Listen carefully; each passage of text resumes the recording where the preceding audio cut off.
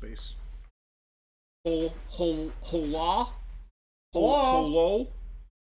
Hello, chat. Hola? Gonna paint without a hat day? Yeah. Dude, look.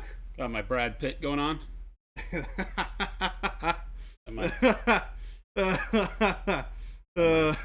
my good Brad Pitt hair going on. That's actually so funny. That's awesome. Mad scientist paint hair. That's so good.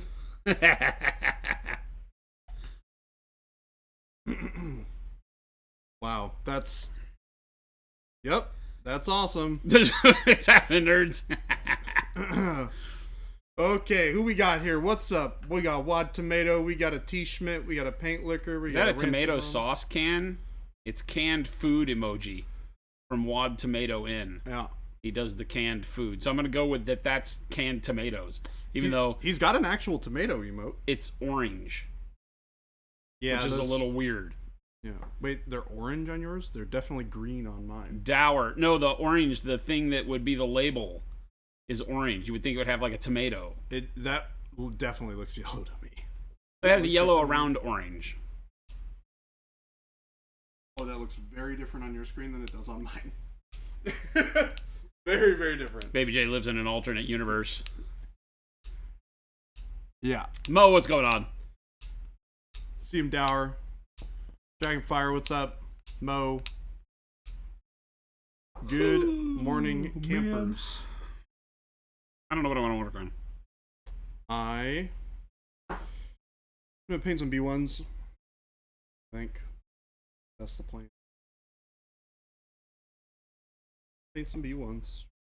Also means I need to go grab sheets. Clean sheets. Dirty up a sheet. Gonna be a sheet sort of dirty.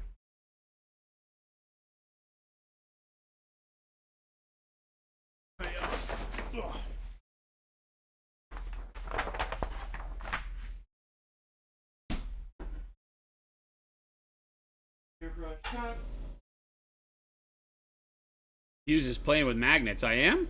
I don't have any magnets. Do I? Do you? I don't have anything over here that's magnetized. The hair.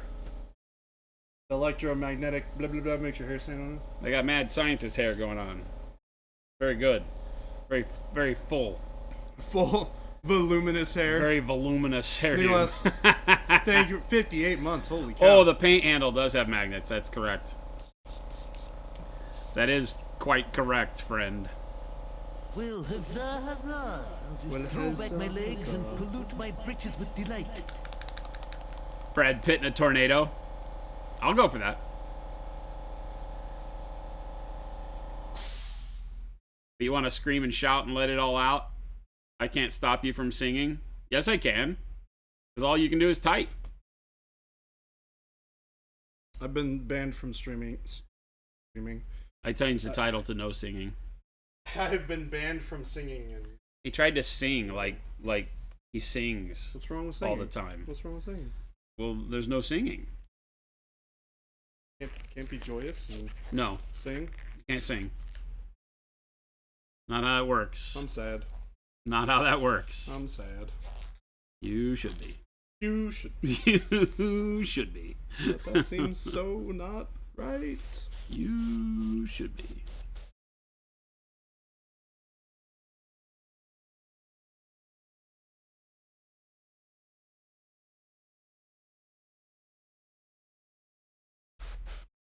Just starting these B1s off nice with a little bit of dark golden brown.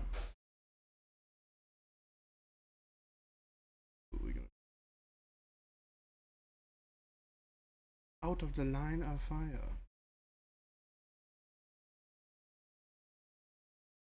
Jen says that Jordan Monument does not appreciate talent. Wow. There's also no dancing. No singing, no dancing. Look, I'll sing, I won't dance. One thing I can do relatively okay. The other one, let's not even talk about. Narkill, thank you for the sub. Nick Pie, what's going on? You like the trench coat thing? It was just an idea I had. Well, And thank you for the huzzah, resub for huzzah. 58 months, by the way, Throw Nick. back my legs and pollute my britches with delight. Yeah, we'll have no foot loosing around here. We will put baby in a corner.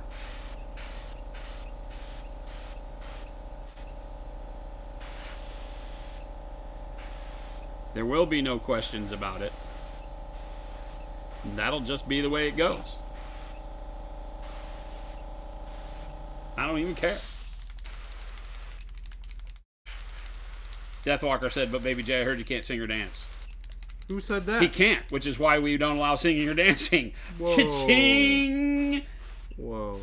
Whoa. He put the ball on the tee, and I knocked it out of the park. Of course, the park's only like 90 feet deep I'm not on gonna the lie. tee ball. That hurts my feelings. So, I'm sad that you don't think I can sing. Gosu, It hurts my yo, feelings. how goes it, hobby homies? What's up, Gosu? Amsterdam. Best name ever. Baby J is offended today. I am offended. We are starting the stream with Baby J offended. I am offended. He's offended because he can't sing, so he's mad at his parents Wow. because they did not bless him with the gene of singing. Wait, who made you the one in charge of determining who can and cannot sing? I've sung professionally, so. Okay, you fair. Whatever. Fucking darn logic. Look, there's a lot of things that were before my time, okay? Like singing? Apparently. Apparently. It's just now being brought to my attention, but apparently.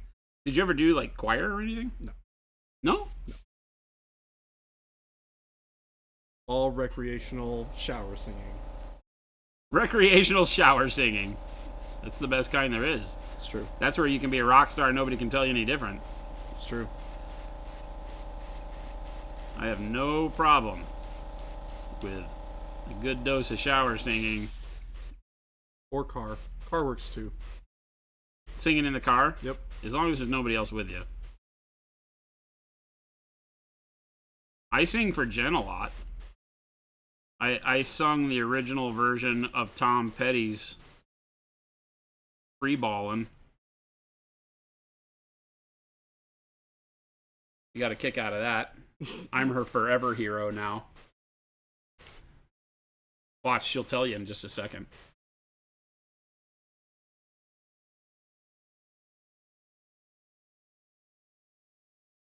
Alright, we added a little bit of the golden brown to our dark golden brown. You're more of a shower air guitar guy. I mean, in the shower you can do it all, which is kind of the cool part of the shower, right?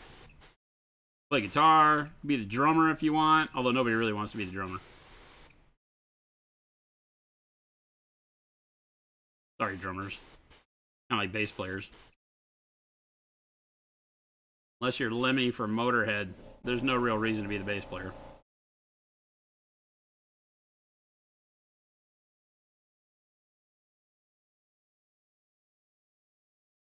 No, it's going to be a good stream when you can do a, when you can shove a Motorhead reference.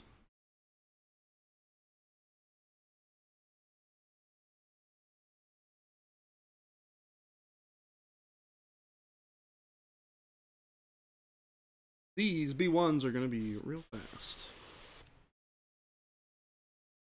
I'm not trying to spend a lot of time on them. B1s are just a nightmare. all across the gambit. Were they hard to build? I feel like that's what you guys were saying yesterday. Yeah, it's so bad. Their hip joints have like a connection point that's like less than a millimeter. Oh, nice. Yeah, it's really bad. Nice. Yeah. Definitely not good. Songer says, F those little guys. Yep. Yeah, see, I think a lot of people in chat will agree with me wholeheartedly. Cool Pack's like the ace of spades. See, I can sing on stream. Nobody else can sing. Yeah. Just me. Go ahead. I've sung Happy Birthday in the very sultry Marilyn Monroe. I did that for the people before. Whose birthday did I sing for? Was it my own? No. No, we sung for your birthday. That was very recent, yes. Although it might have just been closer to like me and Jacob. I don't know how many people were actually singing for that. There was a handful of you. Yeah. Belting it out.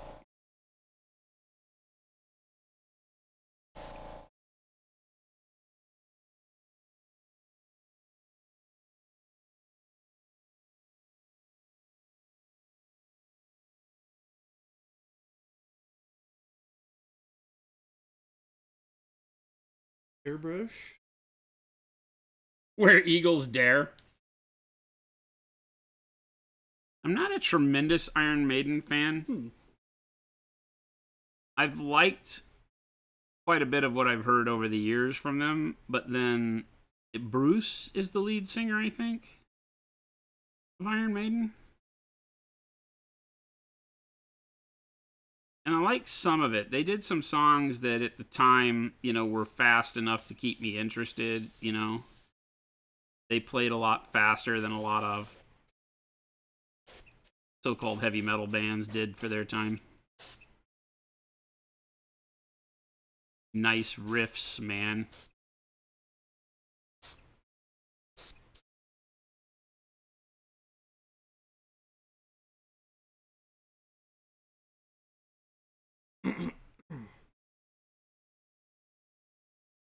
Went over this part of the cloak detail with some burnt red. We can kind of move part that's out in the light a little bit more red, but I want to have that burgundy still readable there, so I got to figure out how far around I want to have the red encroach into the back side of the cloak here. Then we'll figure out how to bring it all together with the purple that's still in there. So it's really just about, I think, getting the burnt red really thin. I'm just using these very long vertical strokes to help bring some texture onto this too, because the cloak itself was never anything but smooth resin here.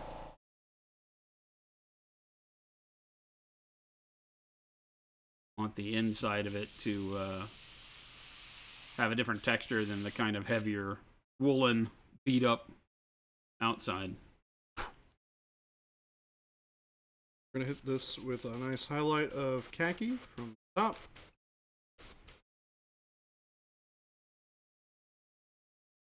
Cool pack guitars, so dual guitars get you every time. Guitar playist. I still have yet to move my guitars from the old house to the new. Sitting in a closet over at the old house.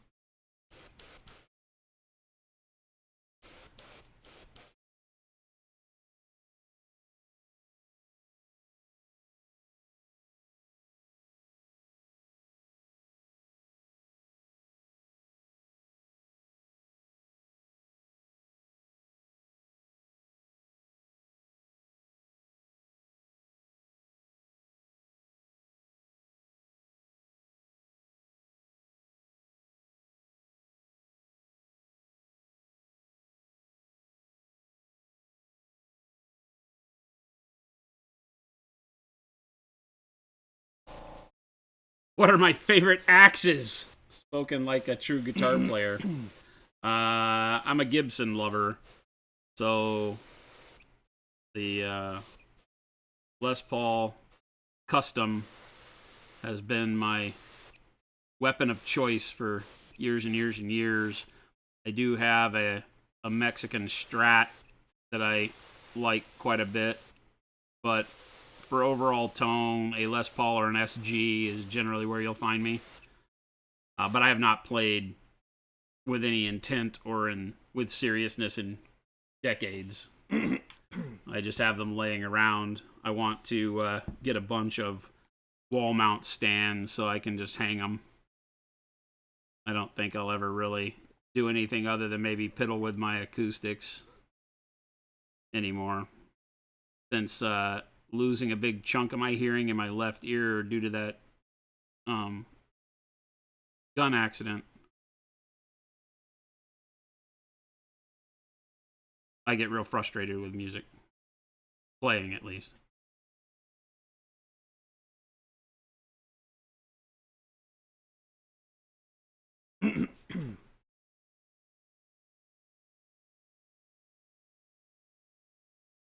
Never did the choir thing. I was in band. Played a weird instrument. Played what? Played a bassoon. Bassoon? Yeah. One of those guys. She's making stuff up. Oh. Played the bassoon. Making stuff up, chat. It's an instrument that exists. You can play it. A weird instrument. You kind of got to sit on it. Les Paul's a backbreaker. It's a heavy chunk of machinery. I used to stage dive out in the crowd with my Les Paul Custom. And people would not be pleased if they received the butt end of that thing as I dove out there.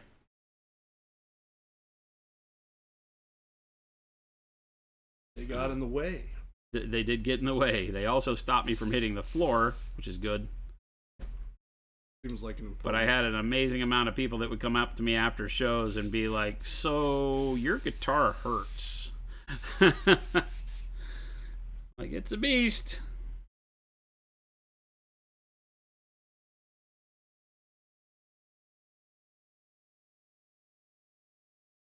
Your hearing's pretty crap nowadays because of it.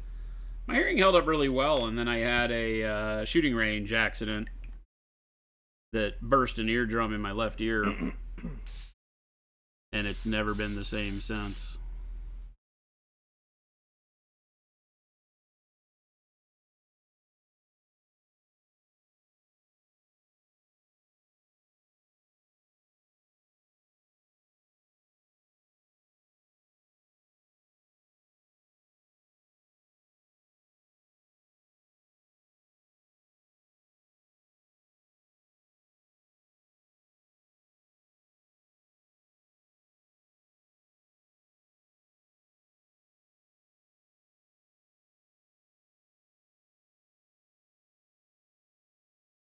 Chaos Noise Marine.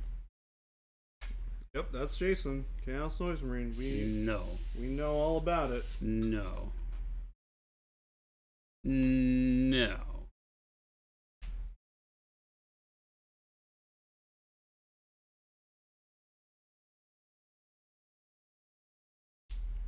Cliff from Metallica was a great bass player. Sad story, the whole Clifford thing. That is for sure.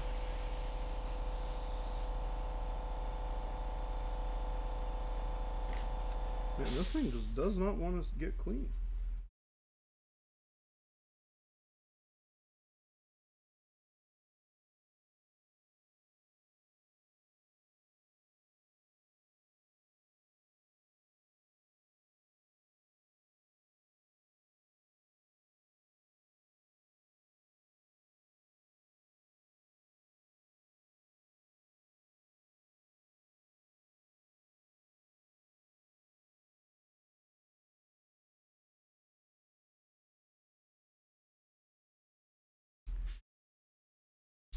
Yep. Fantastic. The painting purple one, games played poorly. Jordan and Gabe have been knocking it out of the park with that stuff. Yeah, we got a lot more coming. A ton, actually. So stay tuned, and you guys will see it all as it comes to life. Amsterdam, thank you very much. This is the Death Knight from Journeyman Miniatures. I've been working on him a while. Getting close to the finish line. Doing a very sedate palette with his beat up leathers and stuff. Not super colorful since all the gold armor. I don't like dropping a ton of color in on it, but I'm very, very happy with how we're able to keep color kind of moving around the piece. Adding it in little bits as I go. This red here, I think, gives us a little bit of kick. Wash, where have you gone? Told you not to drink it. I mean, but and you tastes, did it anyway. It tastes so good. You don't listen. Just don't listen. I mean, yeah, that's true. That's actually not true at all. Hey, listen.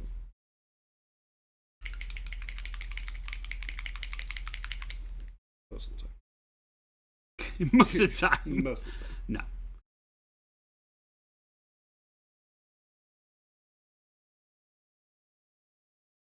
All right, making a little bit of a brown wash with a little bit of glazing medium. BBEG, big bad evil guy. What's BBEG in RPG terms is what I'm thinking of.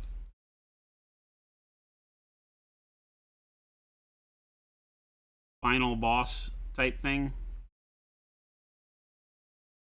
We had a whole story about how you could use this Death Knight as like your final boss in a D&D campaign at one point.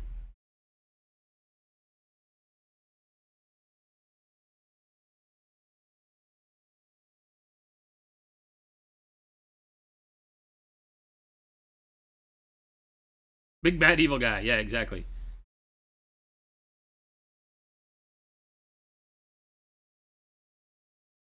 Narkill, in my opinion, who's the best of the big four? What are we talking about? Big four what?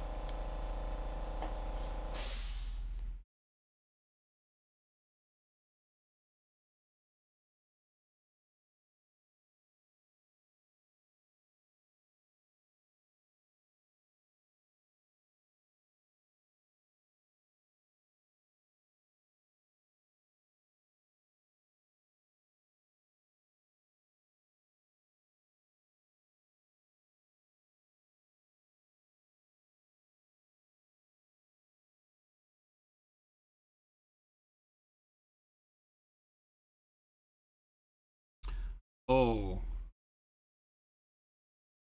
Commonly known thrash metal bands is the question.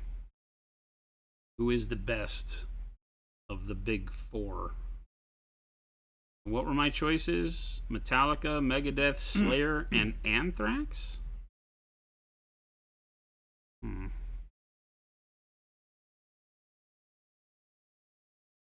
I mean, I guess it depends, right? From a personal level, if I have to choose from those four, I feel like probably Slayer is the most consistent out of all of those. Right? Yeah, I feel like Slayer is probably the one I would choose just because I like the heaviness. And so when I think of all those bands, I think about them with their early albums and not their later stuff. And Slayer's pretty much been Slayer the whole time. Megadeth has gone way downhill. But that's not really my music. That's not the genre that I pay attention to, so I wouldn't know where it has all branched out from since then. I was a hardcore kid. East Coast hardcore kid, so my stuff was never really... That was just kind of ancillary music, you know, around the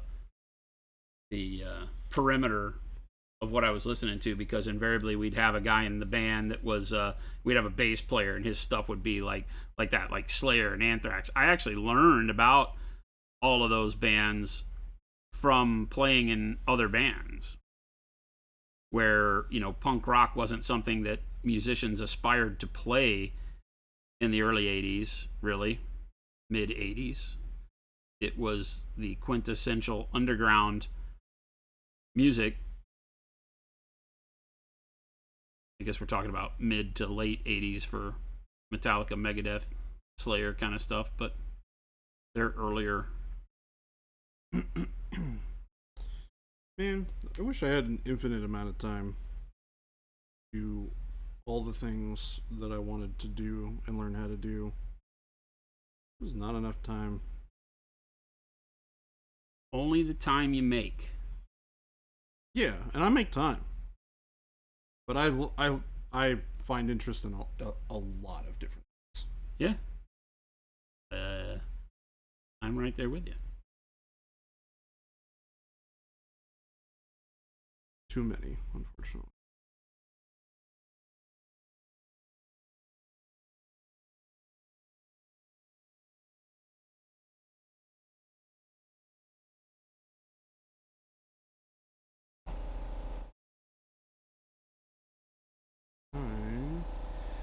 You don't know why people keep making art when the Megadeth album is already in existence. I mean, Peace Sells was a classic, guaranteed, because it was some of the first noticeably political heavy metal, right? So I thought that was amazing because it was like punk rock heavy metal at the time. Slayer had a bit, but it was, obviously more focused on like Hell Awaits and Rain in Hell and Raining Blood. But it's a good color for color. Gabe, there's no singing. Gabe? No singing, Gabe. Yeah, Gabe, we went over this a little bit earlier. Gamesplayed Portland said Big Four burger joints, ice cream flavors, non-traditional pets. Oh God, is Tim here? Non-traditional pets. Is Tim here? If you're talking non-traditional pets, it's Lumberjack Tim Day. Oh yeah? He'll start with tarantulas. Oh no. Keep them away from me. Keep them away. We don't do bugs around here. Well, I don't do bugs. Your mileage may vary with everyone else. But for me, oh, I broke this guy. Bummer. Gotta fix that. So Monument Selfies, who is your Mount Rushmore from music? My top bands? Oh God. Wow. Like things that, like if I, okay, are we talking about like if you were going to plop me on a desert island and give me the essentials I needed to survive for the rest of my life, but I could only have X amount of each thing, right? So we're talking about here's the 4 foods you can have, here's the 4 records you can have, that kind of thing. Do I get 4?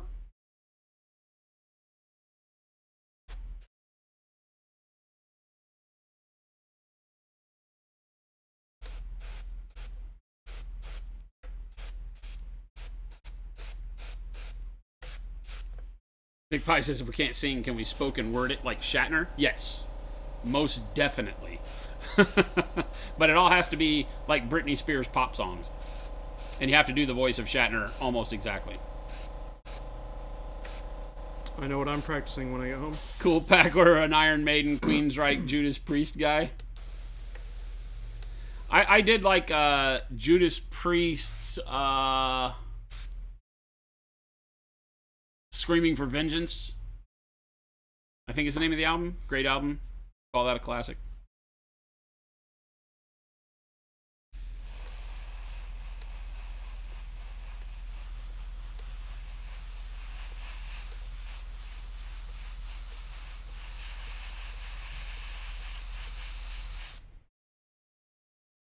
You'd have to split top 4 to genre. Well, now we're not saying the same discussion, right? Like, is this like I like the conversations where it's like if you're on an island, what are the 4 albums you would take that you could stand to listen to all over again? And can they be greatest hits records? Ooh, that would be good. Because I would take the greatest hits of Kansas, Leonard Skinner.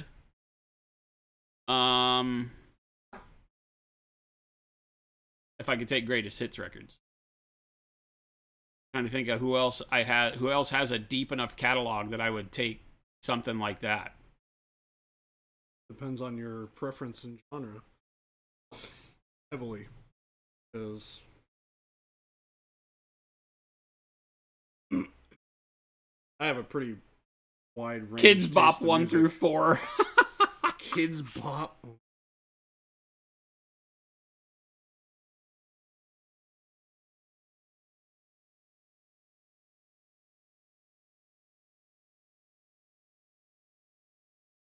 Baby metal, but I'm not a big Pink Floyd fan. Not a Floyd fan.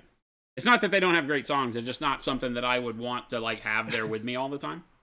It doesn't evoke much for me, and I think that's probably because of my childhood. All the music that was around me was like that deep Southern rock and like outlaw country and Western.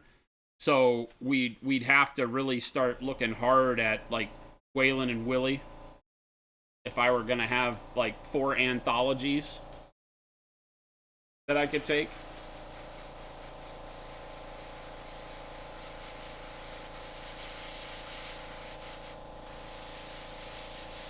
You enjoy baby metal a lot. Isn't that like the Japanese girls? Yeah, it's like a Japanese girl band that does like pop metal. I've listened to it. It's very kitschy. It's very in the moment, trendy. Been around for a while now. I don't know how long, but Well, there's K-pop bands that have been around for decades. yeah. So that doesn't say much. Well, I mean, who's Extreme? Do I remember Extreme is like the more than words? Is that who that is? Extreme? Am I remembering that right?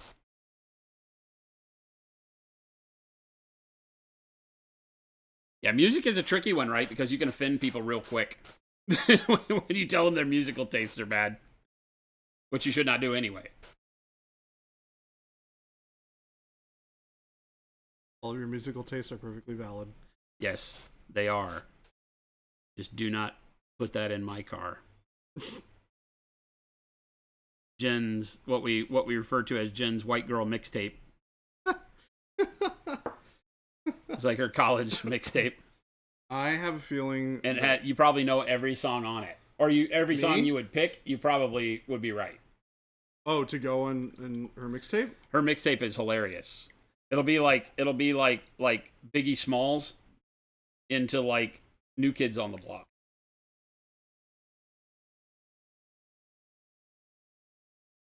I have a feeling that you and I have. I do. When I say I can like pretty much everything, I mean that truthfully when I talk genres. Because I'm talking about preferential taste. Not like classical is the toughest one for me because I don't care, but I can be intrigued by the melodies. But it doesn't get me. It goes away in my brain very fast. It doesn't sit out front like if I were listening to classical, because I'm not a classically trained artist in that sense. I'm not picking up on all the nuances. Well, I could, but I'm not usually in the mind frame. Like, you put on a classical record, I'm like, yeah, I heard it all before. You know, Vivaldi, yeah, whatever. But, you know, so if we take classical and scoot it off to the side, other than that, I can find something in pretty much every genre that I have really enjoyed. Depends on how diverse your genre gets, though. Yeah. Because, like, if K-pop is technically a genre, then no, I'm not interested. You heard the Misfits were doing a reunion tour? Like with Danzig and Vaughn? I would find that hard to believe, but maybe. I forget which one. Somebody's died.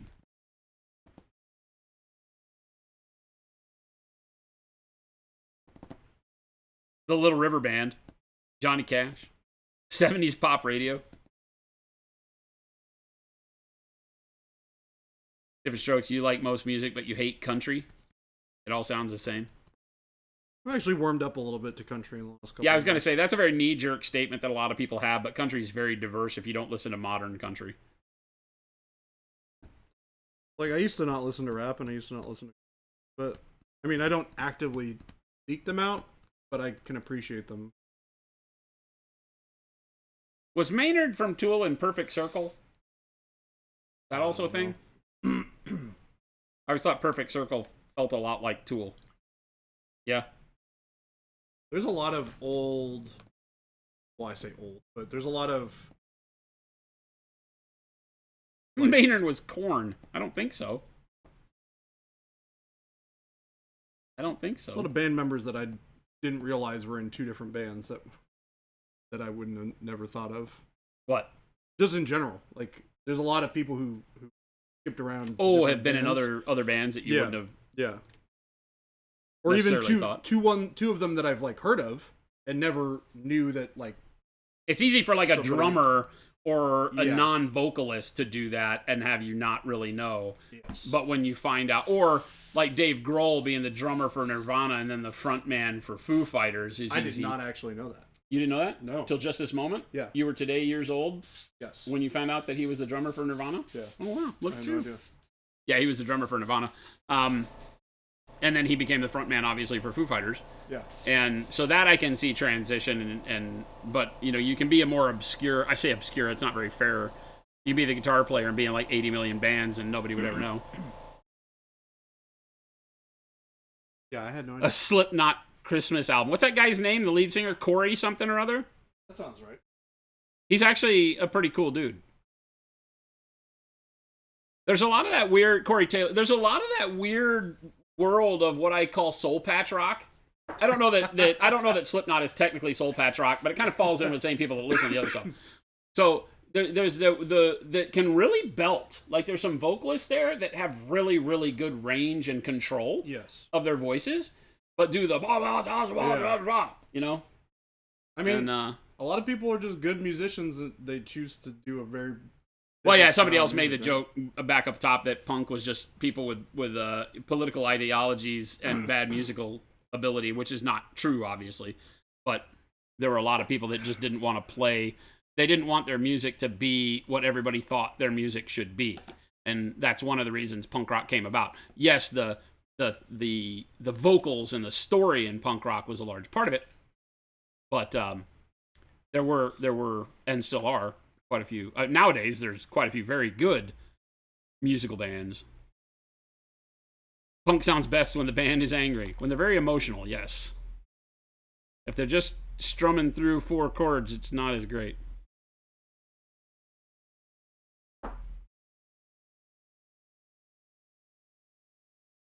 Oh, Jen's sharing her White Girl mixtape on stream. Okay. There you go. It does change a lot. Let's see what it is. Oh, Jen is actually just listing it. Well, that's like saying Fat Eddie Vedder was the best Pearl Jam, which there's no questioning.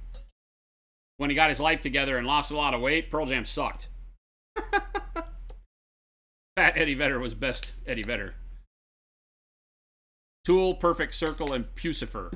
Pucifer you guys have talked about on stream before, but I don't think I've ever heard it. Perfect Circle, it was a good... The album that I had was okay, creepy. It was not like top 100 maybe, but it was good. Jello Biafra. The DKs. They used to play through Dallas all the time when I was really young. The Dead Kennedys and the Butthole Surfers. Gibby What Haynes, a name. Gibby Haynes, I think, lead singer for the Butthole Surfers. Yeah, they were one of the bands that, like my family was like, "You're not listening to this," because you have an album in your room from the Butthole Surfers. That's so funny. One of the most wacky names.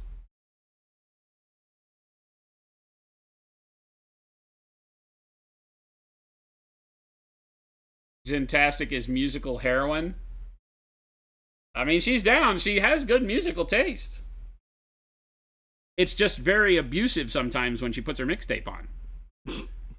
Like, she'll turn it on the TV on Spotify or whatever, right? It'll be playing, and the tracks will come up, and I'll go, "Is this Snoop Dogg?" when right before it was like, I don't know, some pop song or whatever. It's just not the way I listen or have ever listened to music, right? I get into music to the point where, like, I would go on and I would have, like, you'd have, like, a classic rock, and that would be all I would listen to for a long time. Yeah. And then you would have, like, a really heavy hardcore time, and that'd be all I would listen to for months. And then there'd be something else. So I would just do that. I would listen by genre. Yeah. What genre am I in the mood for? Same way for me. I can't do the multiple genres mixed back to back because for me, music has always been I'm in this mood, right? I need this to either help me in my mood or get me out of my mood. And so I'll put that on, right? And it can be a little bit jarring to go from NWA to the Carpenters, says Jen. But that's what our mixtape does. Coming straight out of Compton, and then the Carpenters. Or going from... Or the Captain and Tennille. Do you ever listen to full albums outright, or do you just pick individual songs? Games played poorly. I'm pretty much a full album guy for certain things. There are certain bands that I have an affinity for that don't have solid records necessarily. So I might only have a few of them in there, but generally I'll go through my iTunes list because I don't do Spotify. Well, if I do, Spotify's horrible for the kind of music I like because it doesn't know enough about the bands, and so it's very repetitive. So one of my favorite bands is the Loved Ones, right? So if you go in and if you do like a Loved Ones radio, you will immediately get into a repetition of like 5 or 6 bands that it thinks sounds in that same genre of the Loved Ones, right? You might get some Hot Water Music, you get the Loved Ones, but it doesn't have much in its variation there, and it gets some bands like Alkaline Trio that are sometimes what you want to listen to, but sometimes way off in left field, and so so it's very hard for me to do like Spotify. So anyway, I'll go into my iTunes playlist and I'll just start with a record and I'll pick the Loved Ones and I'll play an artist and I'll listen to the whole artist, not just album, but like all their albums at once, pretty much.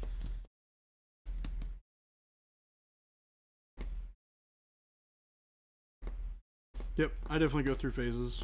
I have like particular... Games Play Poorly said Jen's mixtape is that way because she's gone without Chino Bandito for so long. Don't let her hear you say that, because we'll be eating Chino Bandito for lunch, or for dinner. Couldn't do it yesterday, but you can do it today. As long as you don't find your music by putting it on shuffle and then pressing skip until you find something. Oh yeah, I can't do that. There are times where the song will start and I'll be like, not in the mood for that one today. Because, there's rando tracks on every album that every now and then you get like, 9 out of 12 songs are great, but one of the 3 that you don't like comes up and you're like, skip the thing.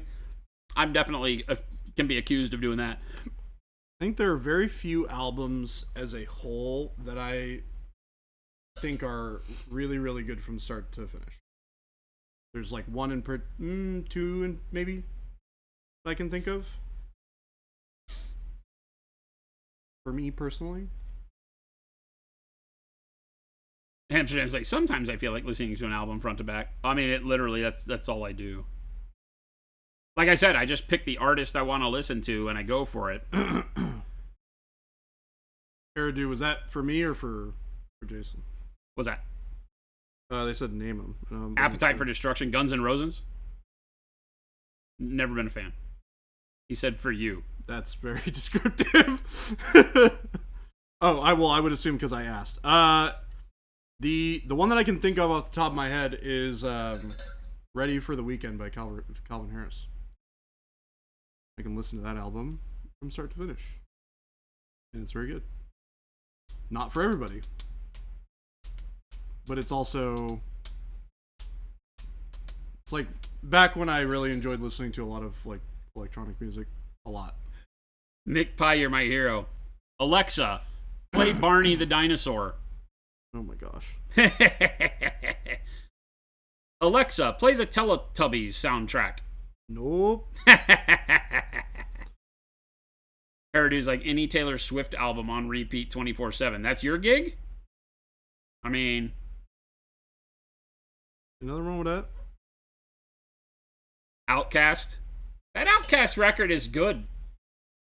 Which one? Atlians.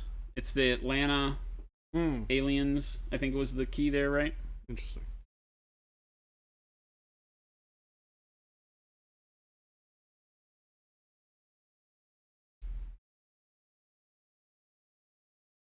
Led Zeppelin, Jethro Tull, Iron Maiden. It's funny because my one Jen-ism in my music is that you'll be listening to all this hardcore music, right? I will have like this heavy music going on, melodic East Coast deep hardcore tracks, just banging away. And then all of a sudden that song, I think it's called F.U. It's by That sounds very familiar, actually. It's Who is by. it by? Is Jen gonna tell me who it's by? I don't remember the guy's name, but he's like an R&B, like a modern R&B singer. CeeLo Green? CeeLo Green. It's CeeLo Green. Yeah, it's CeeLo Green. Right? Yeah, it's CeeLo Green. So you'll have all this heavy music going, and then CeeLo Green's song will come on, and I will sing that louder than anything. It's one of my favorite songs of all time. Which song? It's just such an... Yeah, he was Goody Mob. It's such an absolute banger of a track just because the lyrics are so fundamentally spot on. Which song is this again? F you. Huh. It may have another name. Like, that may not be the name.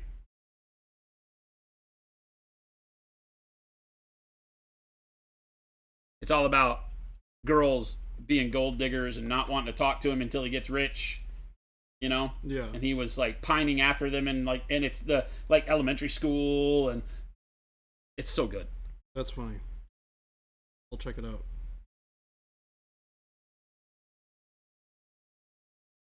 Yeah, I don't know. My taste in music goes all over the Cool place. Pack. Earth, Wind, and Fire is glorious. Earth, Wind, and Fire. Glorious. I just don't have any. I have it on LP, but I don't have any in digital that I can listen to. Right? All of those are like my parents' albums from back in the day. So.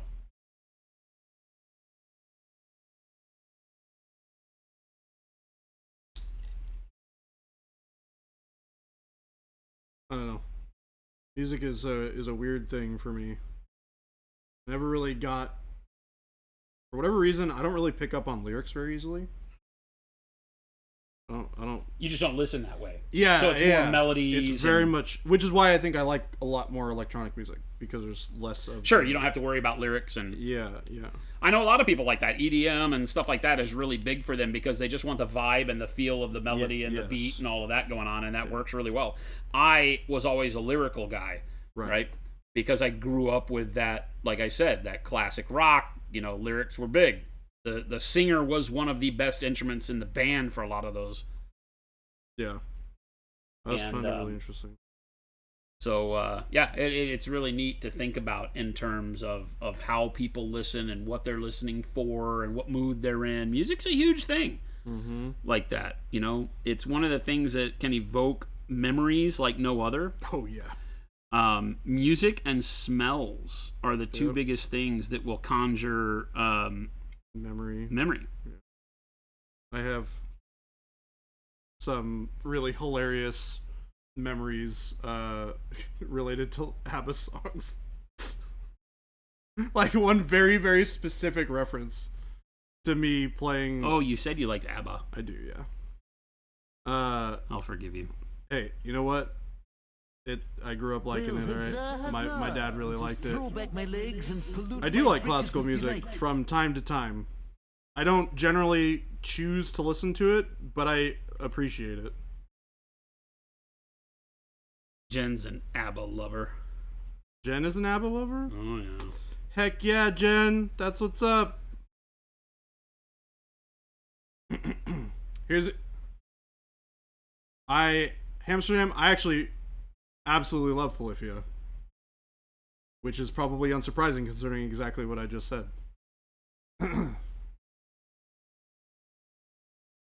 Abba dabba doo. Anybody here into Mars Volta? I haven't heard of it. I have not. Ashes of the Wake by Lamb of God. I feel like Lamb of God is pretty heavy. Haven't heard him in years.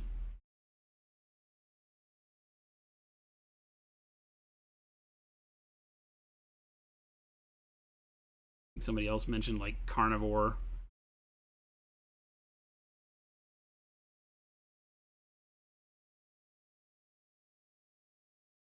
Anybody out there whose entire music collection you can't actually read any of the names of the bands because they're in that black metal devil writing? Black metal devil writing. I've never been a fan. I've been into hard music my entire life, but I've never been a fan of the bands where it looks like somebody had a heart attack while they were writing the logo. You just can't read anything. Creepy's like, I can't read any of it. Like, you get the patch, or you see the biggest thing that always got me is like the show. It's the poster for the Friday's concert. And you're like, I don't know who's playing this Saturday. I just sit there and stare at it. It's like really bad graffiti. Yeah. I know exactly what you're talking about. But it's funny because then my boy would walk up and he'd be like, "Oh yeah, Death Prancer with Rain in Hell and all this stuff." And I'm like, I'm not seeing it. All right. I think they have somebody tell them, like he was telling me. Yeah. See that? That's Death Prancer. Yeah. I'm just making this up. And you're like, cool. That general configuration of weirdness. And I'd be like, I recognize this shape is now Death Prancer. Yeah. So I wonder if they all get together and say, "Don't copy my shape, bro. You can't have spikes in that direction, bro. You can't have spikes in that direction." You gotta say, bro. Bro. You copy the front of the album to the tape cover, and yeah, a lot is unreadable. A lot of your old cassette tapes are faded so bad you can't read them. That just happens, man. Indelible ink. Belly Savalas, you asked me a question. Listen here, brother.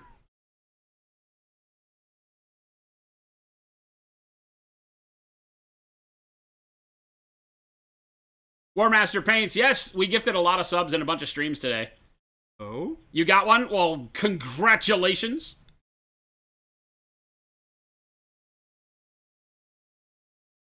You had to look up what East Coast hardcore music is? Don't worry, I've got it noted down in my head so I can look it up later too.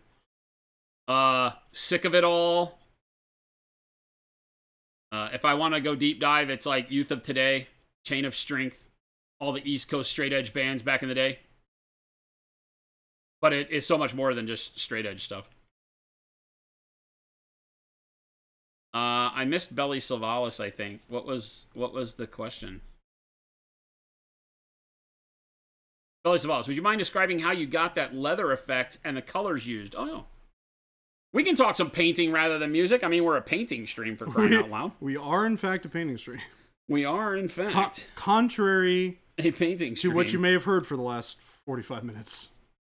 So this is all done with a base of black brown, then into warm brown, right? Which is one of the new colors from Ninjon's set in our signature series, right? And warm brown is the main color that we've used here. And then into the warm brown, I think I mixed dark warm flesh to get the kind of brighter coloring going on here because it has a little tint of yellow to it. And then I just did the scritches and things. And then I went in with burnt orange, and there's burnt orange glazed into the midtones to give it a little bit more warmth.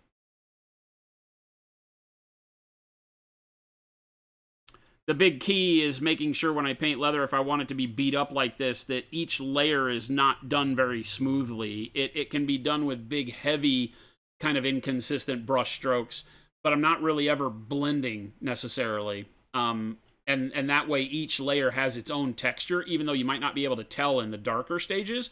But as you get the brighter stages going on, it becomes apparent, right? Because your contrast finds a way to show you how, it's been kind of splotchy and cloudy looking. It's one of the times I have the most fun painting is when I don't have to worry about smooth blends because I know I'm doing textures. It's like this. We could just smack the dry brush on there and get really rough textures going on.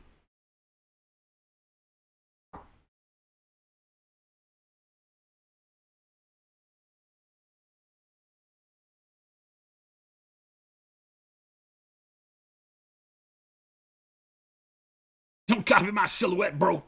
Listen here, brother. Fear Factory, Megadeth, Metallica, Slipknot, Disturbed, Cradle of Filth, Judas Priest, and Ozzy. Are these your favorites? That's a pretty good run of metal right there. I don't know Fear Factory very well. I know the rest. Disturbed, again, not as knowledgeable, but I know who they are. Cradle of Filth, same way. I don't know, but I feel like that spans a really good breadth of the genre of metal.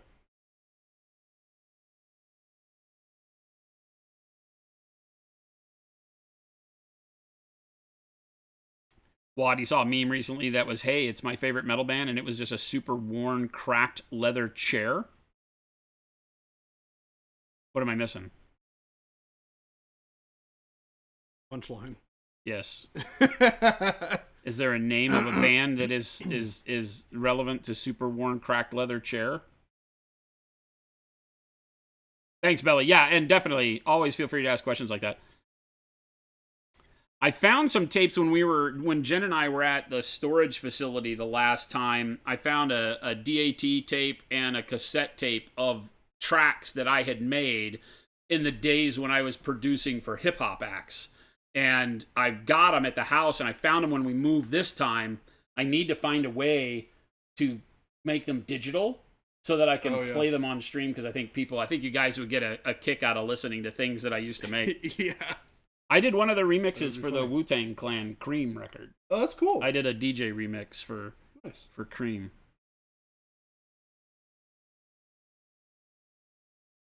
Deathcore and hardcore. I don't like the screamy stuff. With the guttural. That stuff doesn't do it to me. I don't do it. Really hit for me. Oh, the cracks in the chair look like a metal band logo. I get it. It's a visual thing. Yeah. From the Dead Kennedys.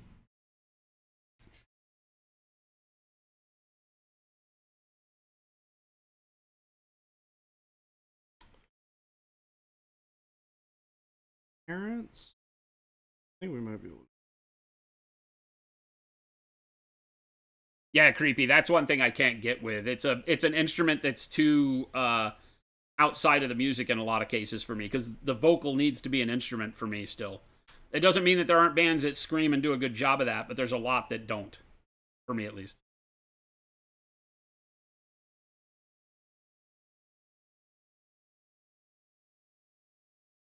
And that guttural stuff, especially when it's done by a female vocalist, I can't stand it. There's some metal bands that have like female vocalists that do the guttural roar stuff, and it drives me bananas. There's like a real dissonant tone that goes along with it that it just has a real like nails on chalkboard kind of thing for me. Yeah. Whether it's male or female is irrelevant. It just has the same effect. But I've noticed there are some bands that have female singers that do it, and I was like, what the?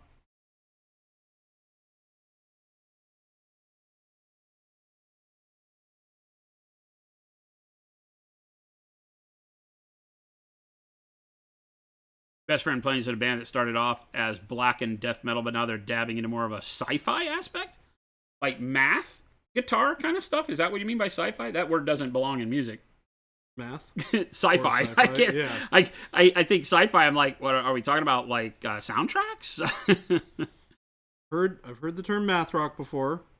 Oh, that's just like super complicated, overly technical guitar riffs. Yeah. I'm pretty cool though. Depending on where you're. Some good bands that kind of tread the line there. Architects. I think even Every Day I Die, or Every Time I Die, is technically kind of spawned from that.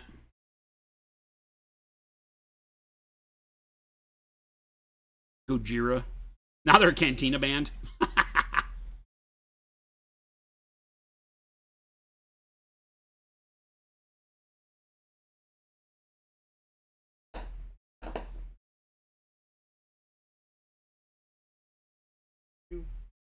You've been playing metal guitar since you were 16. You're 30 now and should have done it. It's tough though, right? I don't know about nowadays. I'm 53. I haven't been in the music side of things now I got rid of my record label in 2004-ish? 2003, 2004 is when I stopped that. So I haven't really paid attention to bands in that sense in a long time, you know. And then with my hearing being shot, I don't really even enjoy going to shows anymore. I've lost a lot of my love for music because I can't hear all the things I remember being able to hear, which really sucks. So, but it's not Therapy Thursday, so we're not going to go into it because I'll cry. But it is definitely one of those things you got to grab onto, and you have to manage your expectations. It's one thing that I tried to instill in friends and family members and people that I would meet along the way. They were like, dude, how do I get a record? How do I do these things? Nowadays, it's totally different than even the early 2000s when I was doing it. You know, well, I say early 2000s, doing music since 85. But the music industry has changed so much with the advent of being able to do so much digitally, right? So you can, you know, produce your album and get so much done so much easier nowadays.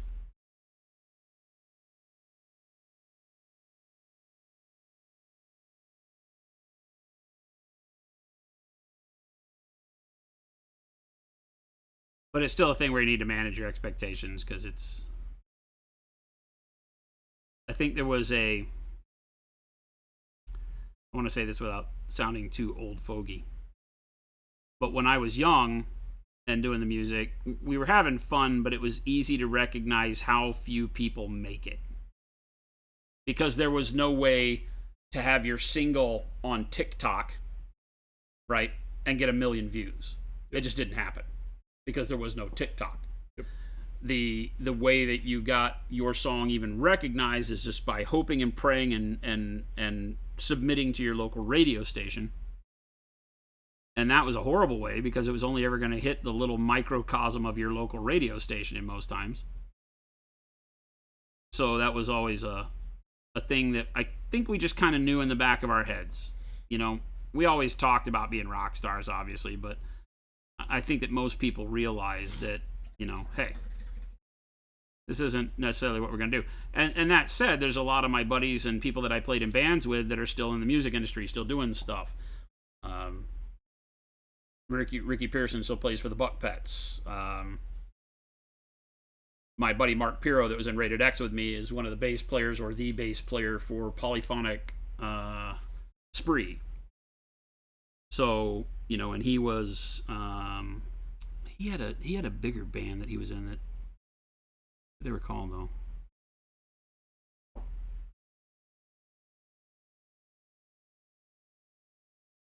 I want to say something to do with flowers or whatever, but lots of people would recognize him if I could remember the name, if I wasn't old and stupid. But so there were, you know, quite a few people that knew they just kind of had that thing that whatever they were doing, they were going to be involved in music, and I was always a little jealous of that, because there were times where I was just like, yeah, I'm not really having fun anymore, and they were always like, just fight through it, man. And I'm like, man, I don't really think I want to.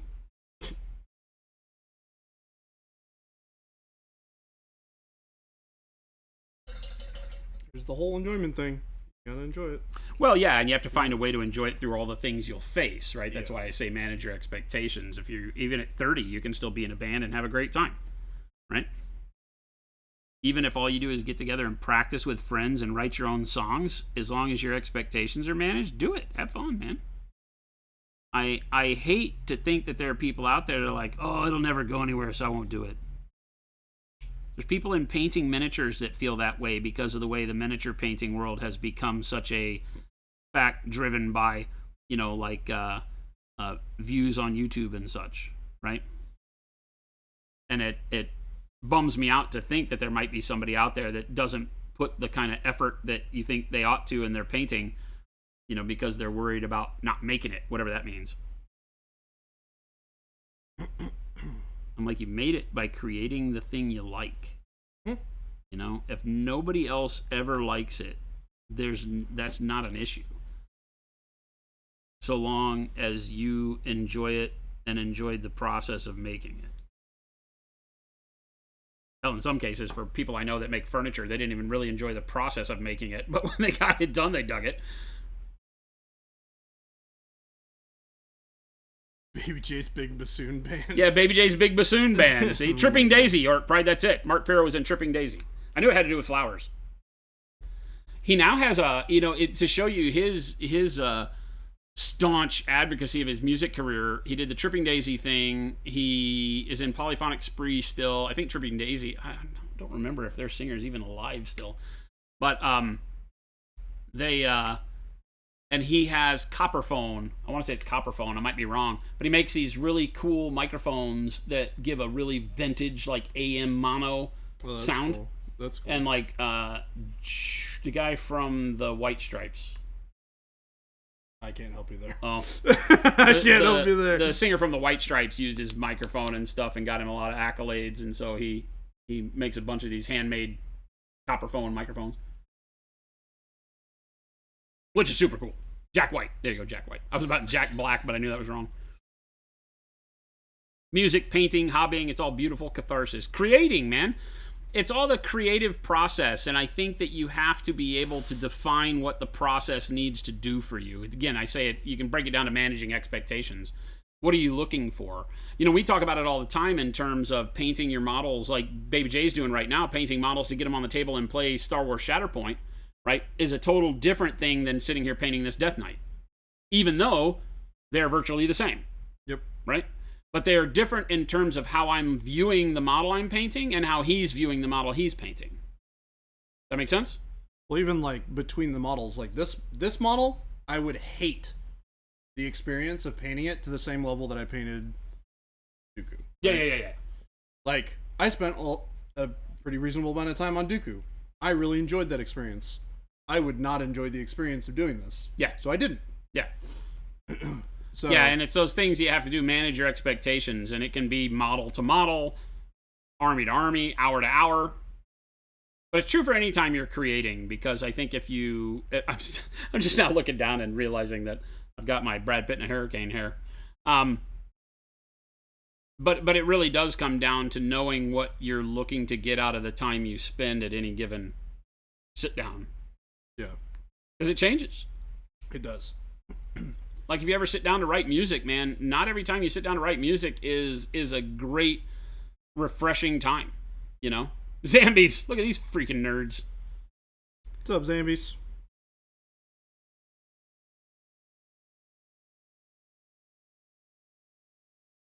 Sometimes you sit down to paint and you have an idea, you know where you're going with it, and other times you're like, not so much.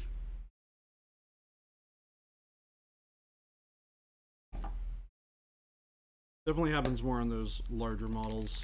Sub girl. Hey Zambi, some fool logged into our Twitch account and gave away a lot of gift subs to your channel today. I just wanted to let you know before we reverse all those. Wow. What mean guy?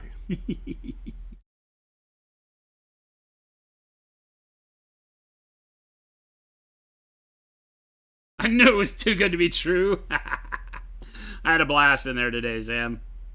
Great stream. Every now and then I like to take time when I can remember, and when I have the time, to jump in and catch all my friends streaming. Did it today. I watched Zams for a little bit. He talks about butts a lot, so it's very strange, but...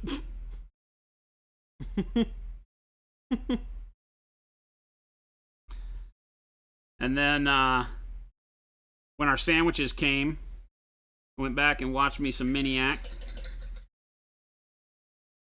Scott and Evan talking smack on their stream. And then I checked out Marco for a minute. He started streaming now. I think you said he rated us last week. Yeah, he did. On Tuesday, I believe. Yeah, he streams today. So, good times, good times. Zambi's like, I don't know what you're talking about. Butts. There are no butts here.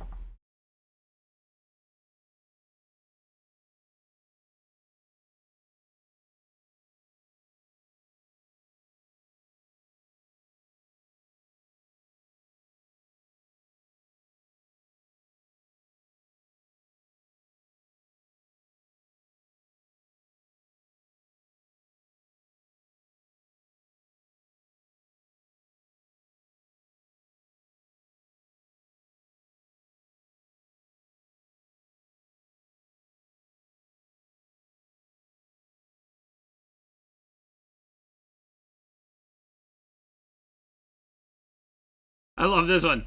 I finished up my Vashtor, and I'm wondering if I should go Satan varnish or matte. Satan You varnish. type Satan.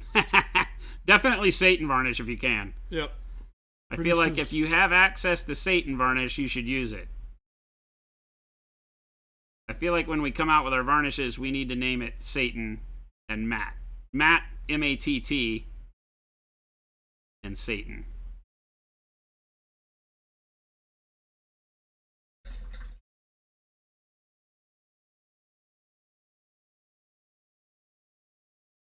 No, you snitched on yourself.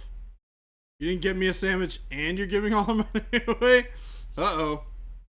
Jen found out. You weren't here to stop me. I didn't know what to do. It was very weird, honey. I had no adult supervision. Well, I think you had plenty of adult supervision. What, from you? You came in and flicked my lights off. Not after you did it to me first. See? Adult. On numerous occasions. Adult, he says. Jason's Couch Sleeping Adventures Day 2. Oh. Aw. Yeah, that was yesterday, wasn't it? It was yesterday. Yes, I am batting 1,000. Wait a minute. I didn't get her a sandwich and... Well, she left the office, chat, so don't let her fool you. Don't let poor pitiful Jen win.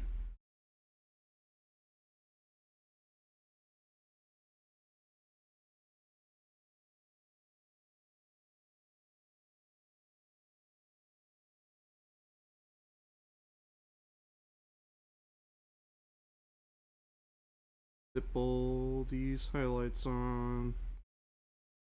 Yellow ochre.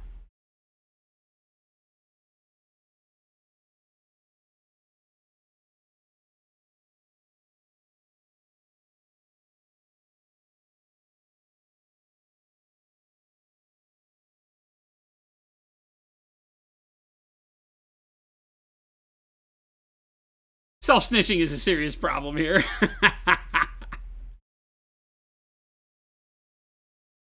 Satan and Matthew, exactly. But seriously, on that question, if you've just finished, like Vashtor has a lot of metallics, right?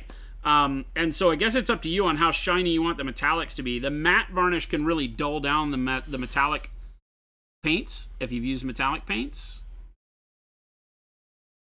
So there's always a good argument to be made for satin varnish because of that. But it doesn't have to be. I don't use satin varnish for much of anything. Except for, like, eye lenses on, like, Space Marines. Stuff like that. Things that are needing to appear wet in some cases. So I don't know that there's any rule of thumb that you can follow other than what do you like.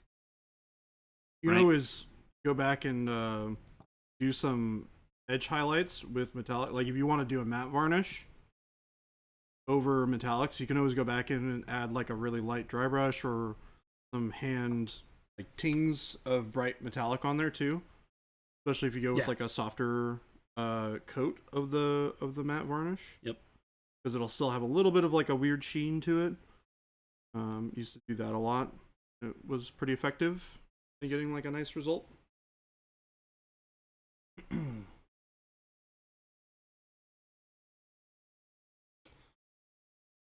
Finish making this base like this. One more. So we're gonna do that.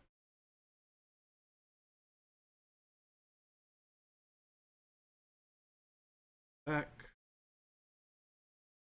a little bit more of a glazed down version. Previous color. Blend these colors together.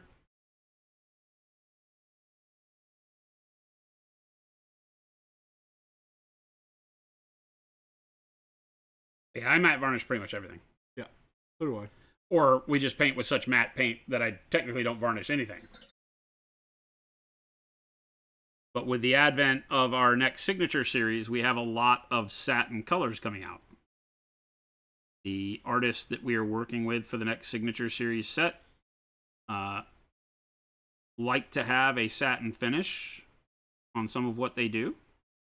You're going to find a lot of the colors have a really good satin finish. There's a couple of matte ones in there. There's a new metallic color in the next set.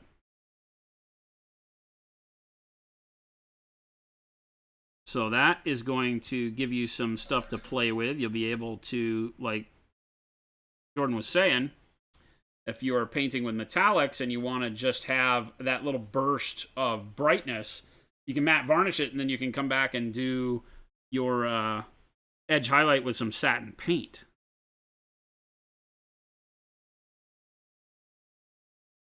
We've got a pure white satin coming out,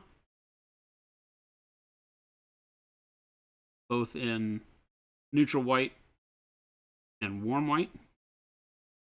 The warm white I used a lot of on Dante, and we'll use a lot on this guy too. Get the final, or I might have already. I think I already did. Get that final shine on there. And because the paint itself is a little bit satin, it'll give a little bit of shine over the top of all the matte volumes that we've created with the matte paint. And it gives you a lot of flexibility with how you have things appear on the model at the end there. All sorts of reasons that you can use those finishes to get neat effects. But it doesn't always mean that you have to paint the whole model that way.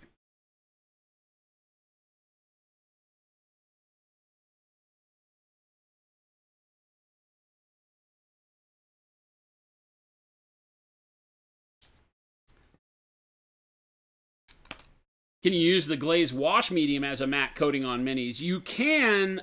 It is a highly matte finish. It has also got a lot of components in there that are not for varnishing like that. So there's a lot more to it than just a varnish. You can definitely do that. I think it's more wasteful. The varnishes that we're coming out with, the satin varnish will just pump it into the airbrush, spray it. So they're built to just put them in, spray. You don't have to thin them, but you can. And to mix in with the paints, the current glaze wash medium will actually thicken the paints up just a bit. The varnishes won't. So you can mix a satin varnish in with a paint, get it to be a little bit shinier if you want a satin finish on, say, your reds or something like that. So.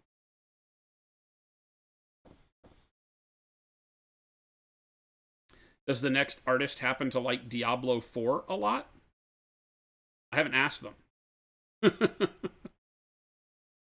I have not asked them. So I do not know. Kind of petered out on that game. Definitely. You what? Kind of petered out on that game. Already? Yeah, I've heard a lot of people say the same thing. Yeah, it's a good solid game. I think the end game loop is cool. I just think that they didn't do a great job of. Well, I don't want to necessarily say that. I think that the game in its current state is not something that I would be interested in playing for a long period of time because it doesn't have enough to keep me interested. Gotcha. That's not to say that they did a bad job. I think the game is great and for what it is. I think it lacks a little bit of complexity for my personal tastes, which is okay.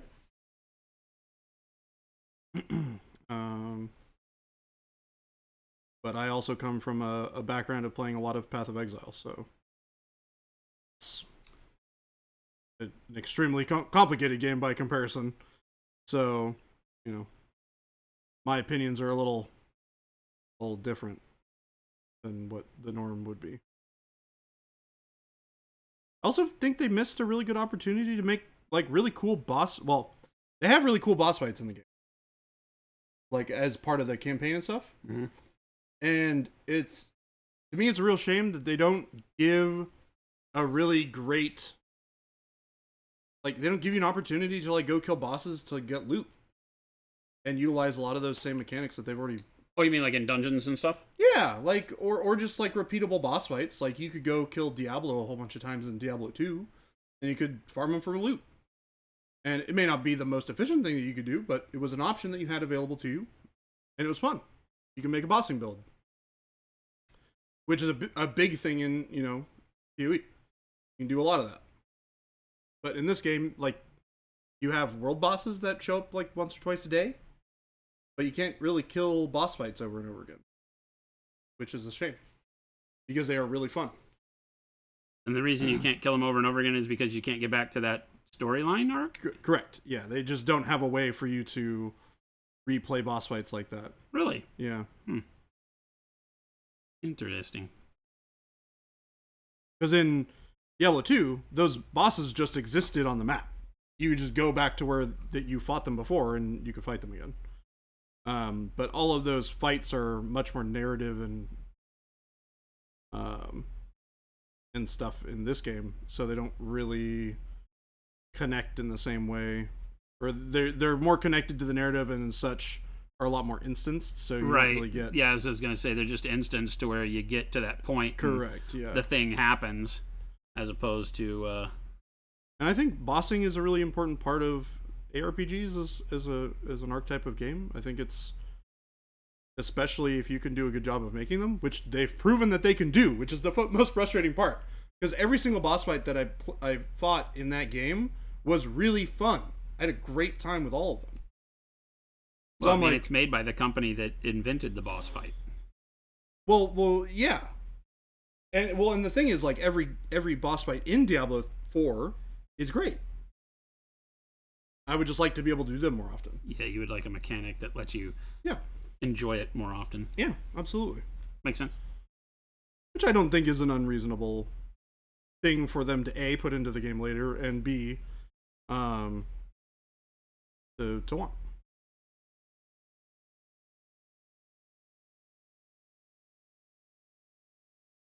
Yeah, I haven't sunk anything into it strictly because, while I like ARPGs, like I was saying, the one that I've been playing, which I can't even remember. Last Epoch. Last Epoch, yeah. I've been playing Last Epoch and having a lot of fun with that. But even it gets boring. And the first thing I noticed from everybody talking about Diablo 4 was that it got boring really quick. Yep.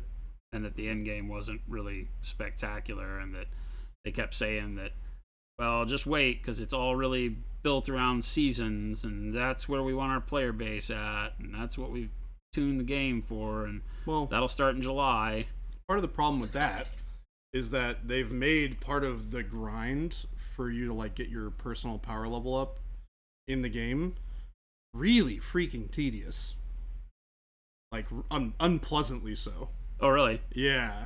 There are, like, ways for you to unlock additional skill points that are tied specifically to completing zones and doing all the, like, side quests and unlocking all the dungeons and everything, which is cool. However, it is exceptionally time consuming.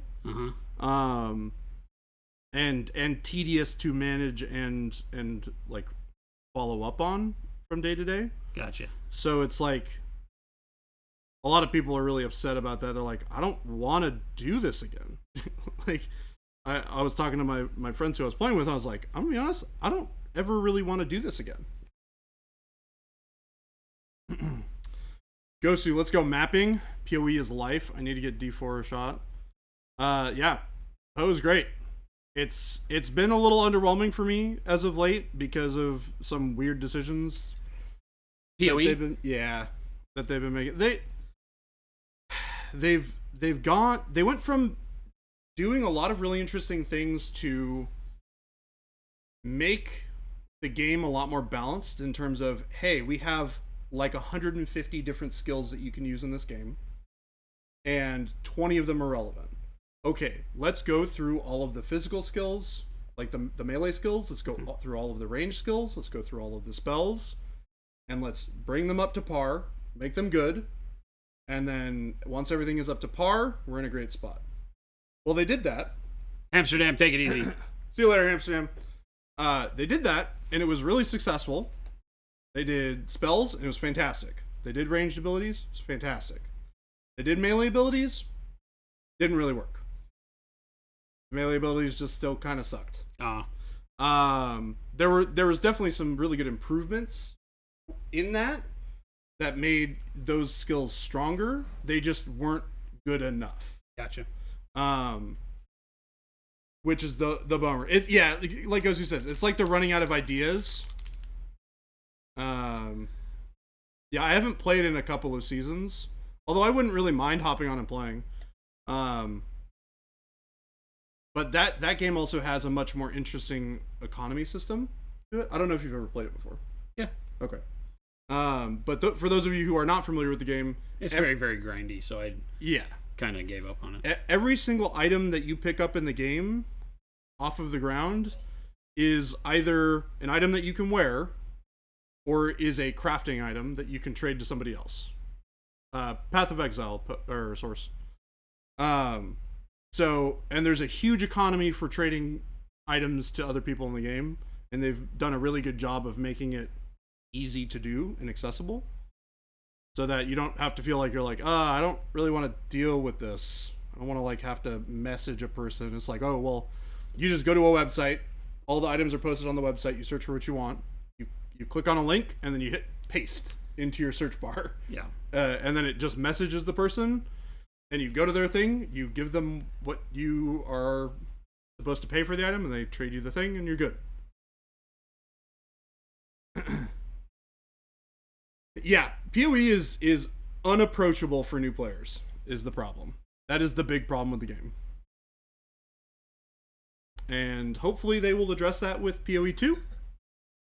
I think that's a big problem in video games in general, is when you get a game that has staying power. You know, and probably not just video games. Look at 40K. Yeah. Right? Think about it from our perspective of tabletop gaming. And, you know, people that have been doing it for decades. And it, while not maybe feeling like purposeful gatekeeping, there's some gatekeeping that happens. Yeah. Because the level of knowledge you have to sit at the table with the people that are playing in your locale, if you're not learning with somebody else, can be off-putting.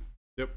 Right? And it, like I say, I don't think it's purposeful. I think that a lot of people might have like an expectation like, hey, yeah, I'll play with you, but they're not very good at playing with new people, or they didn't expect to have to sit and teach you, and yeah. You know, so it becomes a... Or are not very good at teaching. Yeah, that's what I'm saying, is that they're not built for teaching, so they just are not the one you needed to learn from, and it can make you not want to be part of the game. And, you know, video games very much the same. You know, I think back to my time on EVE Online and how ridiculously difficult it was to pick up and feel like you could make any progress in EVE Online. Yep. Even if you joined a corp that was pretty good, because nobody had time for you. Some of them had, you know... training divisions and things like that, and that's all well and good, but they never really did a whole lot for you. So yeah, I think we suffer from that because it's the games with the staying power that have those problems. Or I guess sometimes you get a game that's just really bad at getting out of its own way, and nobody can get into it enough. You know, either it's super hard and no learning curve, or too big of a learning curve, so people get disinterested real quick if it doesn't have all the other right things going. But I feel like more times than not, it's the games that are good that generate a following that then immediately start to lose the ability to attract new people. And so you get a kind of claustrophobic world built where the only people you can play with are old heads that have been there forever. Yeah.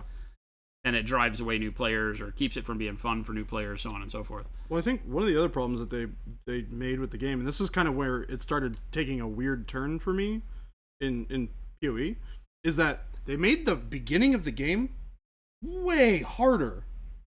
Like literally the first couple of acts of the game, they made so hard that I was dying. Somebody who's played like 2,000 hours of this game, I was dying in Act 1 and 2 a lot. And it was just like, how is a new player who's never experienced this before supposed to get through this content? One of the things I liked about PoE was that it did not hold your hand, that it really did throw you in and get you beat up really quick. Oh, yeah. I enjoyed that because too many ARPGs, in my opinion, were just, you flew through them and the story went by too quick. So I think there is a way to probably find a middle ground of, hey, this is hard enough to keep me interested and wanting to get better, but not so hard that it dissuades me from playing, kind of a thing, right? Yeah. Well, I think that game, while it does have some issues in getting new players started, has the best end game of any game I've ever played. As far as content to do, you can choose whatever you want to farm. You can make whatever type of character that you want to do, except for one, which is really annoying that they took it out of the game, which is obnoxious. Well, they didn't take it out of the game. They just made it so that you can't really do end game content with it. It really sucks. Source, I just see you just uninstall a lot of games. Like EVE Online, if you depending, I don't know what it's like anymore, but I played for years, and I've got guys with millions and millions of skill points, and you look at the skill tree, and it seems pretty cool, right? I need to get lasers to level 4. And level 1 goes super quick. It's like done by the time you say train level 1. Then level 2 takes 5 minutes. Level 3 takes like 20. Level 4 takes like 80 hours. Right? level 5 takes like 14 days. Right? So you're like, this is EVE. Yeah. EVE Online. Yeah. Yeah. The basic skills to get you flying train very quickly to rope you in. That's their thing. And then the skills that you need to fly better take forever. Yeah. Like especially when you start training for capital piloting. You get into cap because I have a pilot that can sit in a carrier and operate just enough to make sure that it can fly, and then I have a pilot that can fly capitals like a boss. Right, the pilot that can fly capitals like a boss, at least for back when I played, is worth thousands of dollars on the open market, or at least was, like real money, thousands of dollars. Yeah, like I could be like, hey, I'll sell you this because it's years of training. Yeah. It's literally years invested of making sure that you wake up at 2 a.m. when you knew that skill was going to end and clicking on your the next skill. Yeah. Because there was no skill queuing for a long time. If you went dry or had to go out of town, you just knew that your character was sitting there with not learning anything. Yeah? Yeah. So that sucks. Now I think they have skill queuing and all that kind of stuff. They added that in, so... Yeah, I've just learned, we've talked about it on stream a bunch of times, I've learned that for me, video games are probably not what I should focus on. I'm just really bad at them. Not bad at playing them, bad at staying interested in them. Last night I found, this is going to sound funny because it's been out for a long time, I found Conan Exiles because I'm really liking Valheim. So I think somebody in chat told me about Valheim, like when I was talking about video games and not having anything to play. Yep. And somebody was like, I think you might like Valheim, right? I love looking at my mad scientist hair today. So I took you up on it, and I went and I loaded Valheim in. It was like, I got it for like, I don't remember what it was, $19 on Steam. Yep. So Valheim. So I started playing it, and I like it a lot. It's a great game. Valheim is tremendous, right? It, like all survival games, gets a little tedious, right? It gets a little grindy, More so because I want to build bigger, better things, because it becomes Minecraft at some point in time. You're like, I'm going to build a castle. And then it just is grindy as hell to get all your materials. Because I have not gone into cheat mode yet. But it's a great game. It's been a lot of fun. So then the Conan thing is kind of like that on steroids. The only thing is that Valheim doesn't have a deal where you get hungry or thirsty. All right. So for me, what makes Valheim great is that you can eat and drink, but it just gives you buffs. Yeah. And if you don't watch your buffs, you could run out of them, and your base character is not survivable. Correct. You don't have enough stamina, you don't have enough health to survive in the world. Yep. So you got to eat and drink all the time to keep your buffs up, but it isn't the reverse, which is what most of these games are, where if you go, you basically dehydrate and die. Yep. Right? I hate that. Yeah. I hate it. I hate it. It feels like a job. Like Rust. It feels like a job. Rust, reason why I never played Rust, because it's like, oh my god, drinking and eating. If you don't drink and eat enough, blah, blah, blah, blah. You're dead. So Conan is like that. I'm going to give it a try, because it looks good anyway. It's got cool dungeons. It's got all sorts of cool stuff to do. I mean, that sounds pretty cool to me. I'm going to give it a shot anyway. Because I went and asked a bunch of, well, not asked a bunch of questions, but I went and did a bunch of Googling for how the eating and drinking system works. You don't have to do it very often. Oh, okay. It's only tough at the first. At the first where you can't cook food yet. Once you can cook food, then each time you eat a piece of food, it like fills your food gauge up nearly a total. So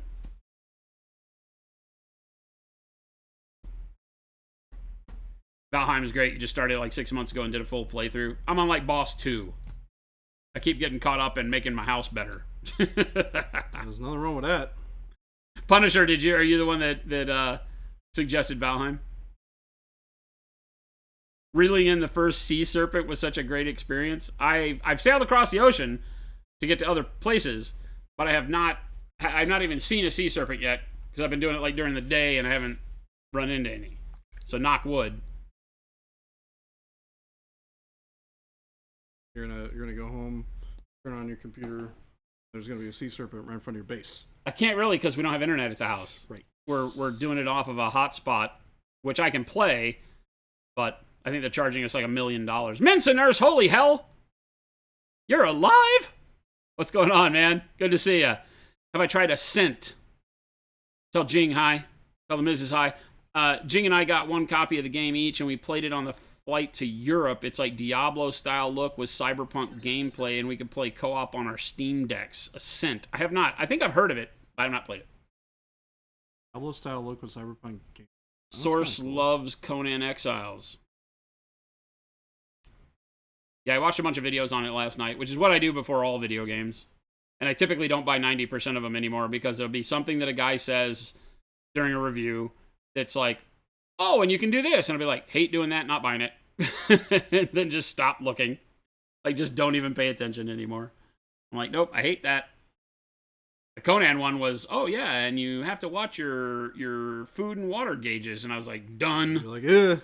But I have to remember that I do enjoy Minecraft. And you do have and to Minecraft, you got to do that in hardcore mode. So, you got to eat. You gotta do that in basically all modes. Roll. Have you ever played a super modded up Minecraft?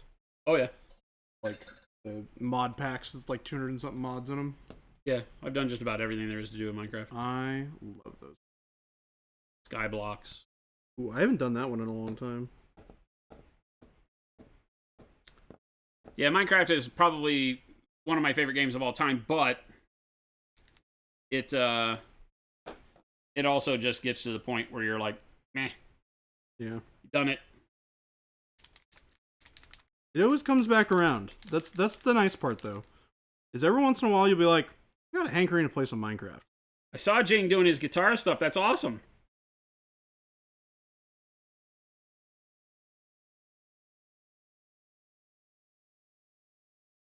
Icarus, but you need to eat, drink, and farm for oxygen? Oh my god. Oh my god. What was it? Subnautica? I like Subnautica. Same kind of thing, though. The business of it gets in the way of the fun. The workload.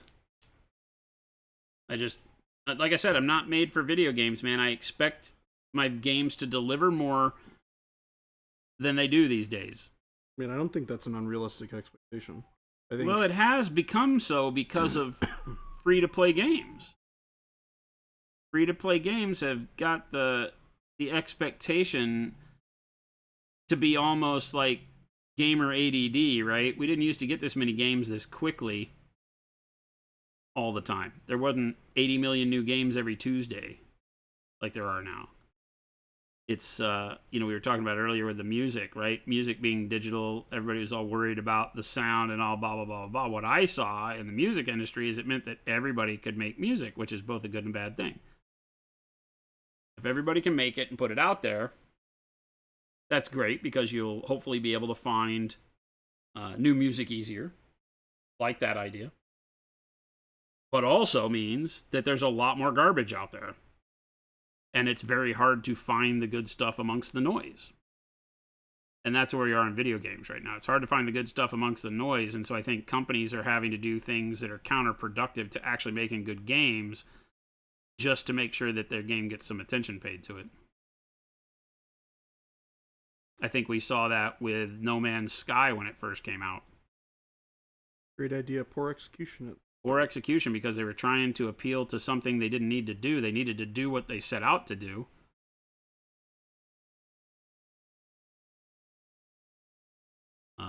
By and large, Star Citizen, same problem. That has come a long way. Well, it's come a long way, but it's, I mean, you better have in however many billions of years it's been since you got your money. Yeah. And this isn't what people paid for, right? People paid for a game that has not been released. The thing people forget about Star Citizen is it was never supposed to be a big multiplayer universe. It was intended to be a single-player, Wing Commander style experience that What's His Nuts believed, since he had worked on the Wing Commanders and all that he believed there was still a market out there for it, and they proved there was. Everybody bought into it. And then they said, oh, but what if we made it multiplayer, MMO style, and did all this stuff, and all he's done is feature creep it into non-existence now, which is sad.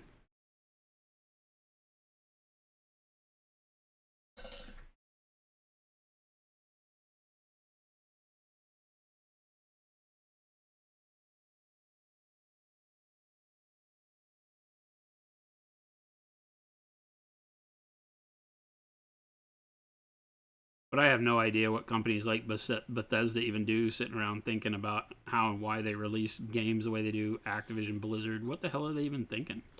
I think a lot of the problem, too, is that there's a lot of games that get released that are just, like, not...